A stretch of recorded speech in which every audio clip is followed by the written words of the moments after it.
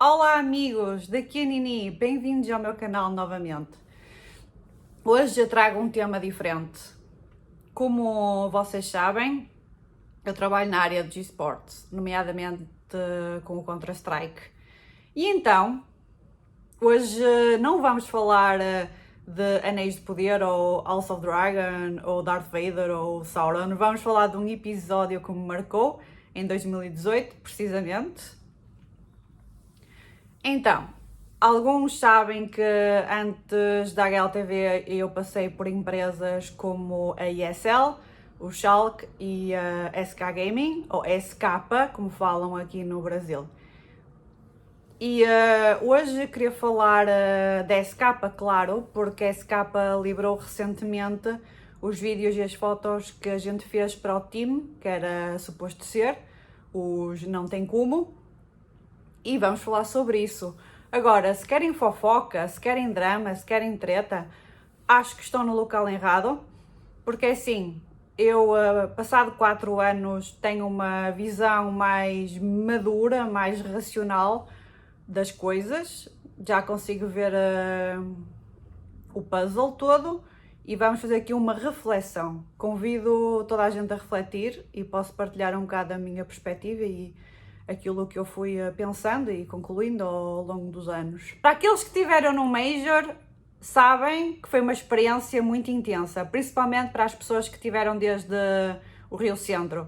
Então, estes dias eu estava a tentar descansar um bocadinho até que abri o Twitter e vi que a SK tinha liberado as fotos e os vídeos. Há muito tempo que eu queria liberar estas fotos e há muito tempo que as queria colocar em portfólio. E finalmente acho que consigo. E acho que finalmente também consigo falar do assunto. Porque já passou algum tempo, eu já me distanciei-me um bocado disso tudo, por isso vamos por partes. Para dar algum contexto, vamos voltar ainda mais atrás no tempo. Quando eu estava na ESL, em 2016, 2017, eu estava no pico da minha energia criativa. Eu era uma menina que queria mudar o mundo, tinha 1000 ideias, achava que os esportes eram uma ferramenta para mudar o mundo, a coisa mais democrática que eu já tinha visto, que alguém do nada podia se tornar um herói. E eu sentia-me no topo da montanha e achava que podia fazer a diferença.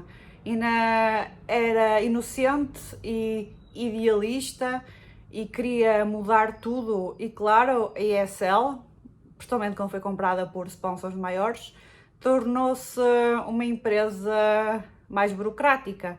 E claro que não podiam atender os meus caprichos de criativa jovem e com aquela energia toda caótica de mudar e fazer e transformar as coisas.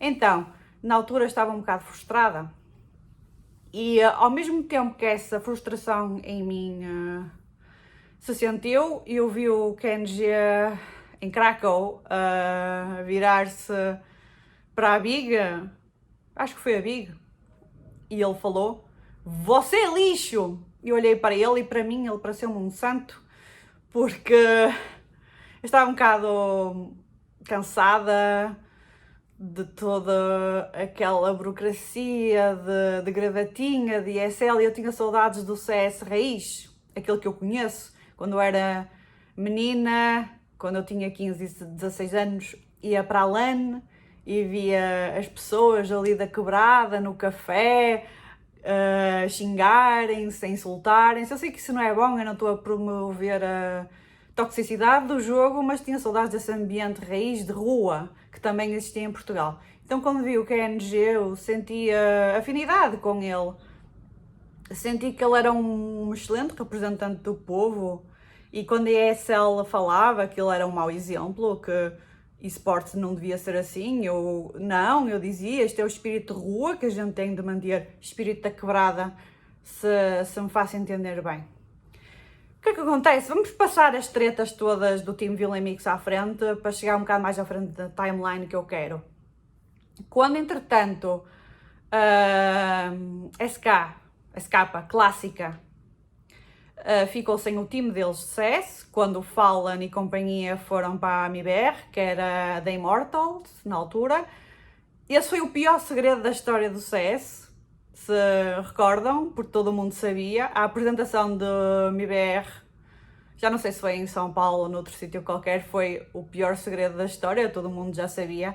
E nessa altura o Nuno Miranda, olá Nuno, se vês esse vídeo, beijinhos, obrigada por tudo, disse, olha, a SK vai ficar sem o time, como tu sabes, como toda a gente sabe, e eles vão ter agora o time do Villa Mix. Queres tu ficar com eles? Que eles precisam de uma pessoa que fale português e entenda de esportes e que já esteja na Alemanha, tu serias a pessoa perfeita? E eu, claro que quero. E todos os meus amigos me chamaram de maluca, porque eu estava a arriscar a minha vida segura e plena na ESL para um time de bandido. Para uma coisa instável, supostamente, e que todo mundo falou, olha que eles são assim, assado, tens dinamite na tua mão, isso não vai dar certo. Curioso, não é? Porque deu certo na realidade, mas depois o destino teve outros planos.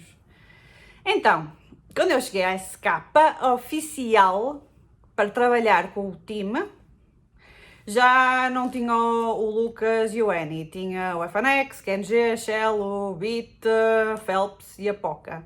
E a sinergia entre nós foi boa.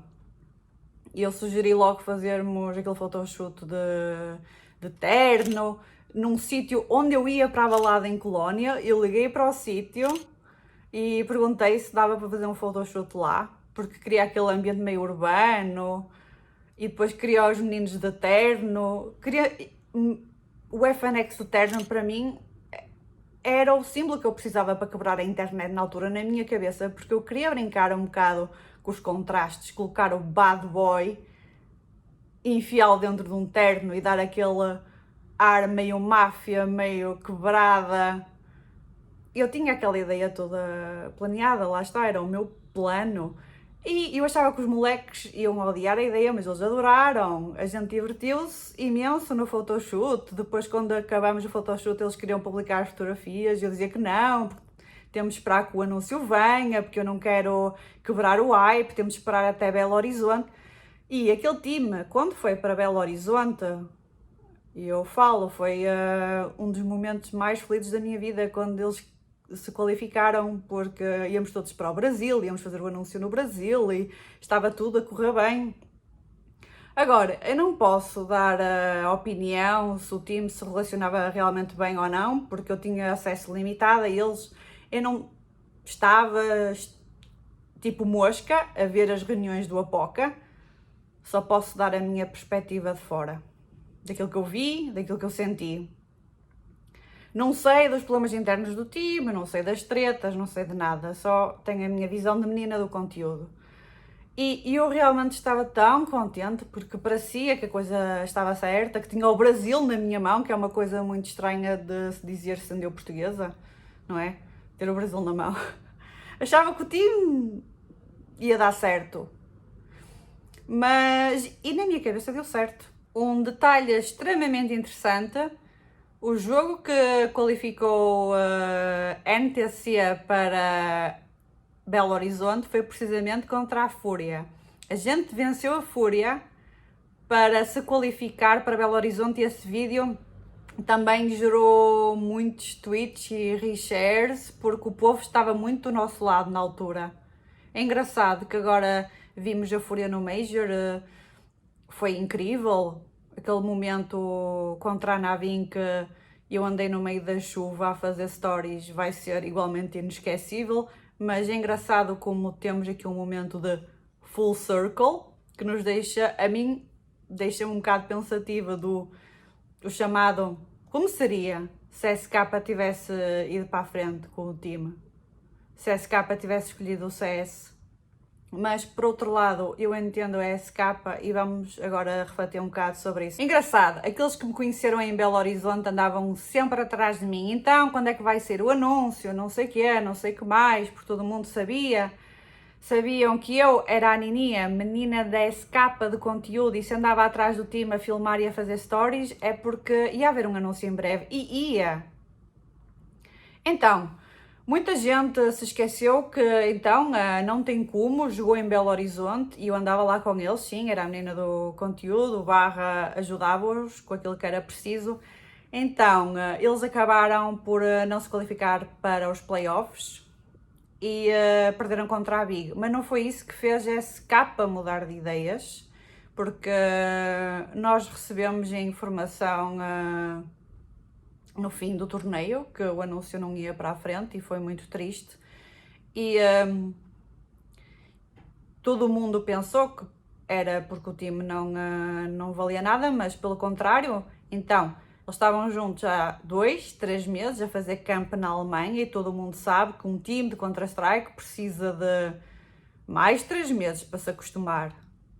E acho que o facto da gente se ter qualificado para Belo Horizonte e ter conseguido uma vitória ou outra e termos feito alguma coisa de interessante era um sinal que talvez aquele time tivesse pernas para andar. Claro que na altura fiquei puta da vida, desculpem a expressão, mas os meus amigos fizeram uma intervenção comigo, principalmente o amigo Louzeiro, que me disse assim: Nini, em termos de investimento, a Riot oferece uma estrutura mais estável e não deixa de ser verdade.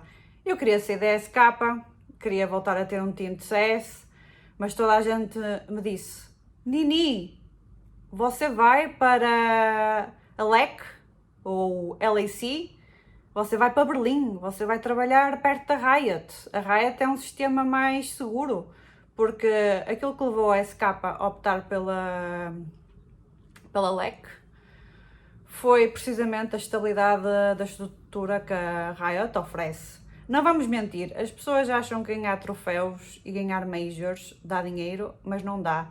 Mesmo que um time de Counter-Strike se qualifique para um major, ou ganhe um major, ou faça uma jornada interessante numa Katowice ou ESL Colónia, as equipas de Counter-Strike continuam com os livros de continhas vermelhos. Não é sustentável. A estrutura que a Valve tem neste momento não é sustentável de todo. É muito difícil criar uma empresa estável a longo prazo. E foi isso que eu aprendi. A Riot oferece um sistema melhor, por isso é que há tanta gente a ir para o Valorant também. Agora, o que é que acontece? A Riot é demasiado estruturada e a Valve é uma selva selvagem. Existem argumentos a favor e contra os dois sistemas, claro, mas isso pode ser explorado noutro vídeo. A verdade é que realmente ganhar troféus é muito bonito, mas não paga contas a longo termo. Porque assim, se os sponsors e parceiros querem investir numa equipa, tem de haver uma equipa estável nas contas. Se a equipa estiver sempre em mudanças e o Counter-Strike é extremamente instável e volátil, isso afasta muitos sponsors. Claro que a galera fala que alguns sponsors não gostam de jogos de tiro e também é verdade que isso foi algo que foi falado na altura, mas a SK pretendia sobreviver nos próximos 30 anos. E para uma empresa sobreviver com Counter-Strike num prazo de 5 anos é complicado. Não se consegue tirar ordenados para todos. É muito difícil para todas as empresas se manterem estáveis, manter o barco a flutuar sem buracos e sem problemas e sem azares. Portanto, é mais que ganhar troféus. É muito bonito, todos nós queremos ganhar o troféu, queremos levantar a taça, mas existe aqui um problema de estrutura e temos de olhar para a Valve e se calhar pensar naquilo que pode ser feito para tornar as equipas de Counter-Strike mais sustentáveis, porque eu gosto de culpar o LOLzinho pela morte da Não Tem Como, mas acho que eu tenho de culpar é mesmo a Valve e a falta de estrutura, que há muitos times que não vão para a frente porque a situação ou o timing não é bom. Não é só o jogador que faz besteira, às vezes acontece o timing não é bom, acontece qualquer coisa e o time deixa de ter patrocinadores e afins. E é este detalhe que eu acho que as pessoas estão-se a esquecer no meio desta discussão.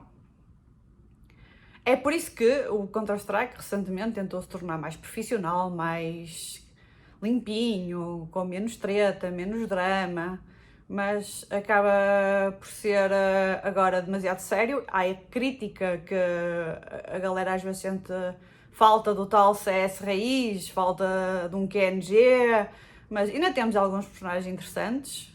Eu fiquei muito entusiasmada agora com estes times das regiões mais pequenas, do Kosovo e tudo mais, por causa disso, porque é a tal história original dos miúdos que vieram do nada e estão a tentar conseguir fazer algo. Mas eu queria ver histórias novamente de triunfo e sucesso e gostava mesmo que houvesse mais estrutura e mais apoios no nosso mundo do CS. Temos de olhar mesmo para o vilão aqui de caras e, e pensar que realmente não foi culpa da SK totalmente, nem culpa da NTC, nem culpa do Apoca. Free Apoca! Libertem o Apoca. Libertem o Counter-Strike.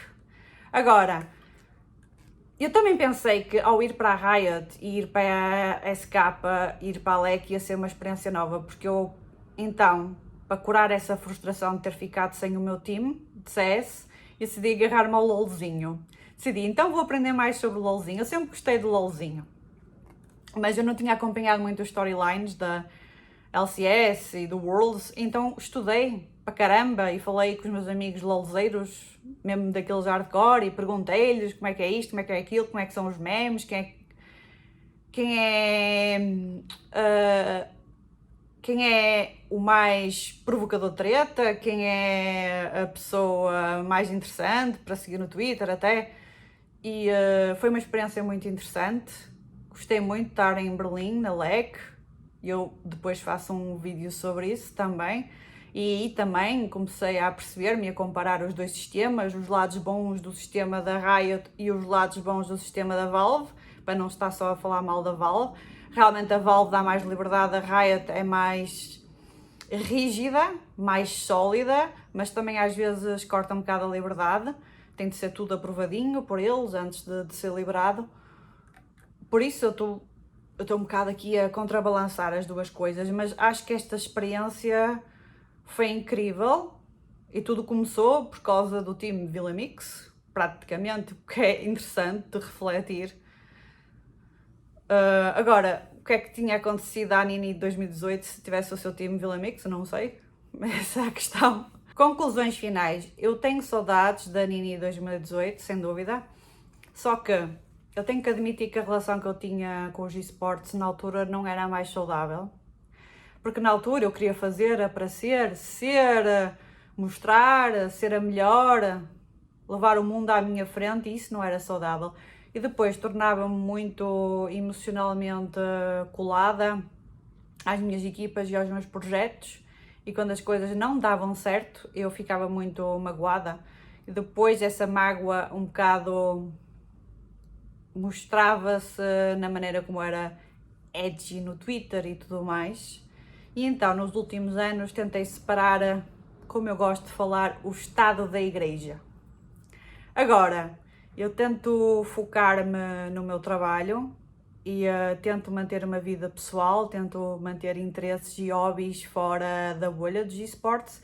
Deixei de ir a tantos eventos, porque eu ia nos eventos ou ia no Discord e as pessoas falavam mal daquilo e isto, e eu fiquei cansada disso tudo, dessa energia. Agora estou muito mais zen. Não quer dizer que a Nini 2018 tenha perdido a sua chama, porque sinceramente depois daqueles relâmpagos que eu vi na Fúria, houve algo em mim que se calhar despertou, não sei. Mas eu acho que isto não teve a ver com a SK ou com o Schalke ou a ESL. Eu acho que isto está bem resolvido comigo. Eu acho que tem a ver com o facto de eu ter crescido, já tenho 32 anos e comecei a pensar que eu não posso adquirir esta validação para sobreviver constantemente. Acho que o problema dos esportes e da área do gaming é que nós vivemos muito desta validação, desta aprovação do público. E até acho que é um bocado contraditório estar a fazer este vídeo, mas eu queria mesmo refletir coletivamente sobre estas coisas. E acho que eu procurei então ter uma identidade e uma alma fora dos esportes. E vejo que Esta indústria, infelizmente, foi criada por gente que não encontrou validação e aprovação muitas vezes em casa, na família ou nos amigos, e está a pôr, digamos, todos os ovos emocionais, intelectuais, financeiros nesta cesta, e quando dá para o torto, as pessoas vão-se muito abaixo, inclusive os pro players. E acho que à medida que uma pessoa vai crescendo, uma pessoa começa a entender, e eu entendi também, e eu preciso de ter então um espaço para mim. Até fiz este canal de YouTube um bocado para falar de outros hobbies meus, que adoro Tolkien, adoro Song of Ice and Fire, adoro Dungeons and Dragons, então queria mesmo falar de outras coisas, mas acontece que vim ao Major e acontece que a SK liberou o vídeo e as fotos e eu aproveitei então para fazer esta reflexão geral, sem julgamentos, novamente, sem treta, sem fofoca, e agora eu tento cultivar os meus interesses e viver a vida um bocado fora dos esportes, que acho que foi a minha grande lição no meio disto tudo, foi dizer aos esportes, não podem ter a Nini totalmente, a Nini tem de ter um espaço, e admiro as pessoas que conseguem ter uma relação saudável com esta indústria, que trabalham, depois chegam a certa altura e já não pensam mais no assunto, e conseguem uma vida equilibrada e não se envolvem emocionalmente tanto com as coisas. Isso para mim é um grande exemplo. E então vou continuar aqui a viajar pelo Rio de Janeiro, estou à procura de inspiração, continuo a trabalhar remoto e queria ir então na Comic Con daqui a umas semanas, se calhar vemo-nos por lá. E este foi o meu testemunho do Team que nunca foi, da Rainha Vila Mix que nunca foi, mas aprendi muita coisa e aqueles momentos foram super felizes e acho que não posso apagar isso da memória nunca, guardo-os com muito carinho. Para mim o Team aconteceu, nós fomos felizes e é isso que importa. Oi gente, acabou o Major e eu estou de volta ao Shire. E por acaso não vejo aqui o Hobbit da Cloud9, mas eu esqueci de mencionar uma coisa muito importante no vídeo sobre a SK em 2018. Então, eu, como membro do staff da SK, tentei ajudar os meninos a encontrarem o time deles. Ou seja, eu e a nossa equipa andamos para trás e para a frente com áudios, e-mails, contratos, para levar os meninos para um novo time, e eles depois acabaram para ir para a NTZ e aí foi a outra história. Já muita coisa rolou, entretanto, entre 2018 e agora, mas que dava para 50 mil vídeos. Mas um dia vão-me sentar, tipo o Bilbo Baggins, na minha toca aqui atrás, e conto tudo, claro, na minha versão e na minha perspectiva. Mais uma vez, beijinhos.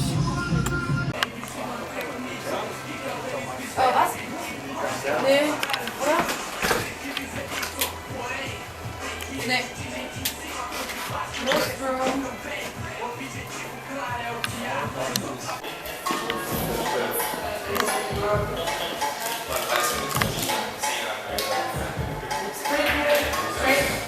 Respira.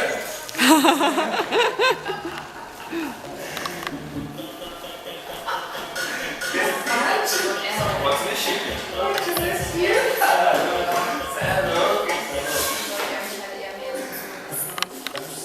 Música brasileira. Começar o vídeo assim ia ficar da hora, hein? Todo mundo se arrumando. Não, vá, façam!